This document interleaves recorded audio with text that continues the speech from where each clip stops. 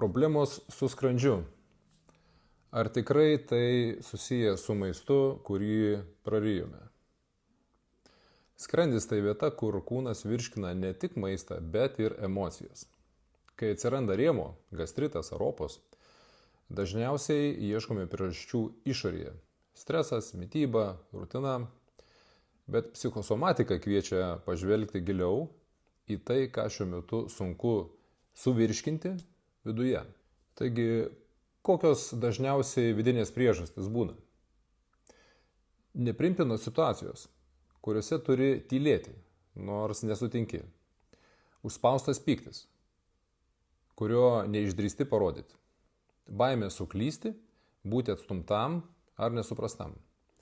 Nuolatinis noras įtikti, būti geru, stengtis daugiau, nei iš tikrųjų gali. Vidinis konfliktas tarp to, ko nori širdis, ir to, ką privalai daryti. Ką tau sako siela? Skrandžio skausmas dažniausiai tampa tylia žinute. Pavargau virškinti tai, kas man netinka. Sustok.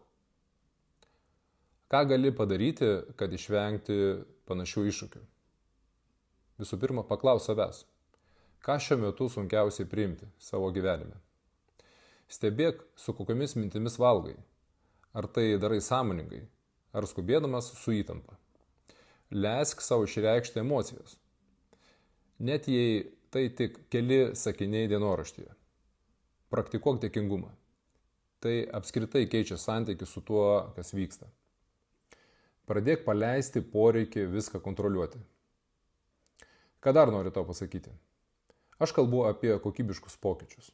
Apie tai, kai jau nebeužtenka tik slopinti simptomus, nes siela kviečia gyventi kitaip, su daugiau ramybės, sąmoningumo ir ryšio su savimi. Jeigu jauti, kad tai ir apie tave, kviečiu mane pasekti. Dalinuosi žiniomis, kurios padeda keisti ne paviršių, o santykį su gyvenimu. Taip pat galiu padėti tau atpažinti savo psichosomatinius simptomus. Geriau suprasti sveikatos iššūkius, prasmę ir atrasti, ką iš tikrųjų nori pasakyti tavo kūnas. Konsultaciją gali užsisakyti mano svetainėje per paslaugą Klausk, sužinok, keisk.